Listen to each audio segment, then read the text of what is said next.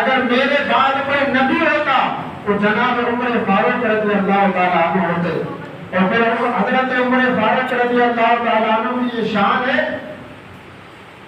مصر کے گورنر نے آپ کو خط لکھا, کہا اے امیر المؤمنین, دریائے نیل اس وقت تک نہیں چلتا جب تک دریائے نیل کے اندر ایک خوبصورت لڑکی, نوجوان لڑکی جس کو ہم دریائے نیل کے اندر ڈالتے ہیں تو تبھی دریائے نیل چلتا ہے.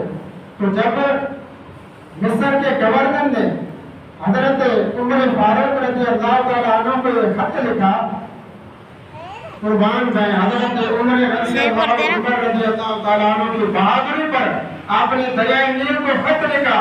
آپ نے خط میں لکھا بسم اللہ الرحمن الرحیم.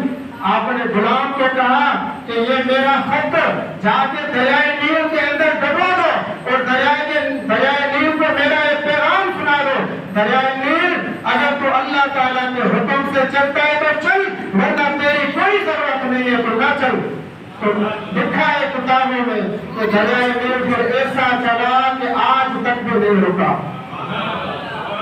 تو وہ عمر دریا کو حکم کر دے, دریا جاری ہو جائے. وہ عمر جو زمین کو حکم دے دے تو زمین ساکن ہو جائے.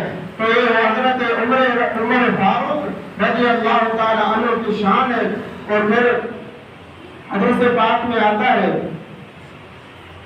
حضرت اسلم رضی اللہ تعالی عنہ جو کہ حضرت عمر فاروق رضی اللہ تعالی عنہ کے غلام تھے, آپ فرماتے ہیں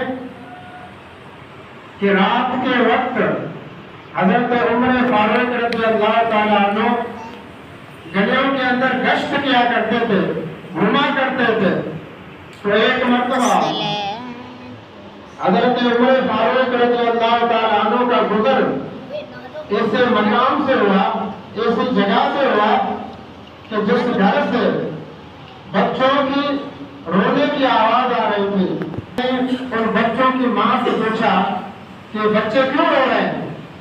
تو اس نے کہا کہ بھوک کی وجہ سے رو رہے ہیں.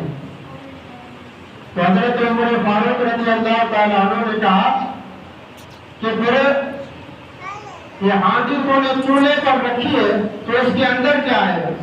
آپ نے کہا امیر المؤمنین, میں نے یہ ہانڈی میں پانی ڈال کر چولہے کے اوپر رکھا ہے. میں نے اپنے بچوں کو تسلی دینے کی خاطر اس ہانڈی میں پانی ڈال کے چولہے پر رکھا ہے تاکہ میرے بچے تسلی کے ساتھ سو جائیں. تو جناب عمر فاروق کی بات سنتے ہیں تو آپ رو پڑتے ہیں. جناب عمر فاروق رضی اللہ تعالیٰ عنہ واپس جاتے ہیں, سامان لے کے آتے ہیں. حضرت عمر فاروق رضی اللہ تعالیٰ عنہ پکانے کا سامان وغیرہ سارا ایک تھیلے میں جمع کرتے ہیں اور پھر اپنے غلام کو کہتے ہیں کہ یہ تھیلا, سامان کا جو تھیلا ہے یہ میرے کانوں کے اوپر سوار کر دو. غلام عرض کرتا ہے امیر المؤمنین, میں آپ کا غلام ہوں, میں اس عورت کے گھر پہنچا دوں گا, آپ کیوں اٹھاتے ہیں؟ آپ نے کہا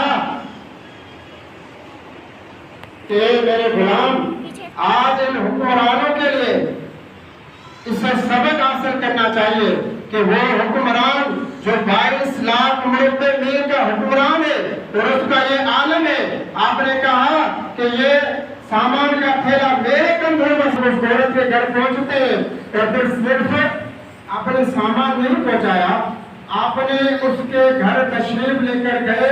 آپ نے خود کھانا کو تیار کر کے ان بچوں کو کھلایا اور پھر کھلانے کے بعد بھی گئے نہیں.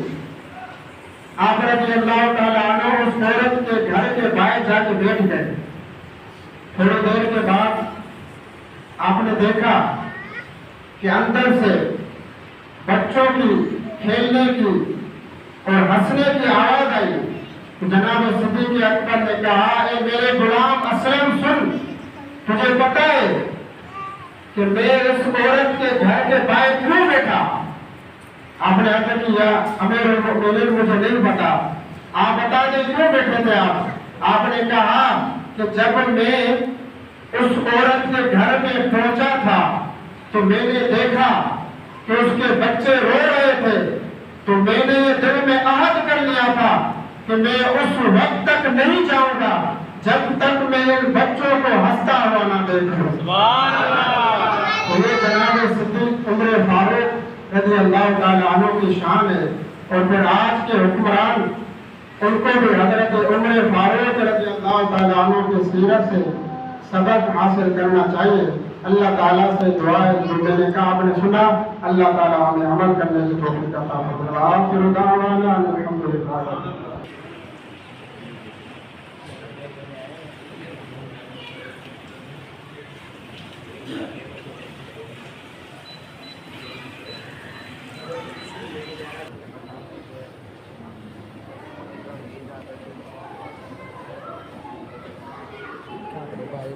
पागल है, तो बार बार वीडियो बना रहा है।